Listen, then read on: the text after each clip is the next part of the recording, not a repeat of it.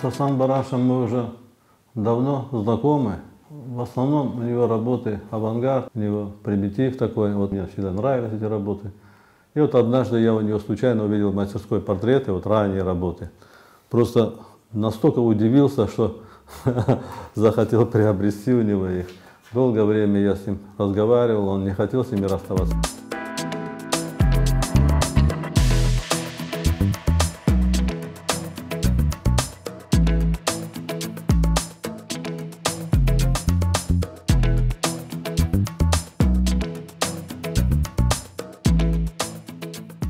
Меня они удивили, знаете, там не просто портреты, а там образы. После Беньковского училища он поступил в ТТХИ, Ташкентский театральный художественный. Вот во время учебы, и вот у них же бывали задания всякие, вот знаете, вот постановки, там вот образы. Вот они на хлопке друг друга студенты писали, вот это с этого периода его работы. Специально переодевались, вот знаете, вот накидывали себе разные накидки, там, скажем, вот в военной форме, скажем, вот.